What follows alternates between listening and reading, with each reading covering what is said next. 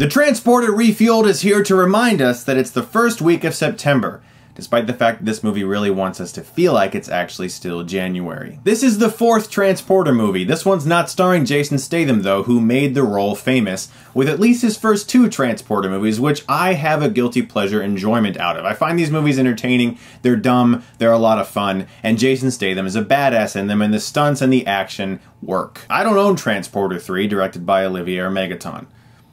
It sucks. So this time around, the editor of Transporter 3 and Taken 2 and Columbiana and the director of Brick Mansions has made a 4th one with someone else as a transporter, not Jason Statham, because we all wanted a Transporter reboot. And in this movie, the Transporter is caught in this scheme in which this evil guy runs a human trafficking ring, and the 3 girls that escaped that ring are now trying to get revenge on him, and he decides, you know what, I'll help. And someone has kidnapped his father, played by Ray Stevenson, the dadzle in distress. I say that because it actually keeps happening. He's a dadzle in distress a lot in this movie. He's the only reason the Transporter continues to agree to do things, because someone keeps kidnapping his father. I'll say this movie is a little bit better than I thought it was going to be, and what I mean by that is, it's hilarious. This movie is so bad that it's good. Absolutely. I actually laughed my ass off throughout this entire movie. I was the only person in the theater tonight, so I had no qualms with just sitting there cracking up at some of the hilarious moments, including someone on a jet ski who leaps off the jet ski and like catapults through a car window perfectly fine in slow motion, and it was incredible. A scene where the Transporter is beating up a guy and he goes, "You jerk!" That was my favorite part. He was just punching this guy. He takes one of those life raft preserver things and shoves it around the guy's arms, and he's trapped, and he's like, "You jerk!"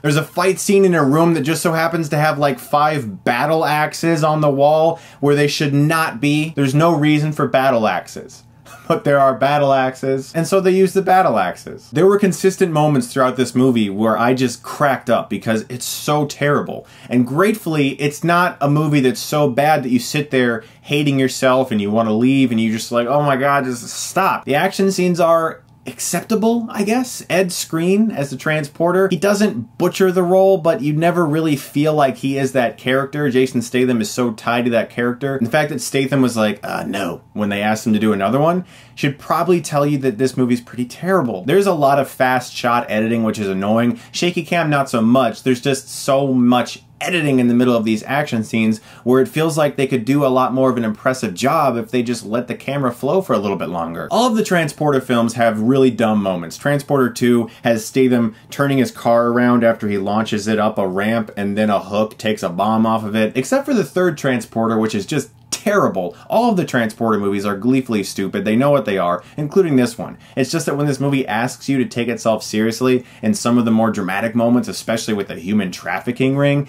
you're just laughing because it's all set up so poorly. And all of the characters just feel like stock characters that can be punched or kicked in a certain way, especially the villain. The most impressive action scene in the movie involves some drawers, but even that is so brief and so cut together choppily that you can't really get that into it, unfortunately. The Transporter Refueled is a terrible movie, but you can at least watch it and laugh at it. I was pleasantly surprised that I didn't hate myself as I watched this movie. I'm going to give Transporter Refueled a D+. You know, between this movie and Hitman Agent 47, Hollywood really wants me to buy an Audi. But I'm not gonna, because I don't want one. Guys, thank you so much as always for watching, and if you like this, you can click right here and get Stuckmanized.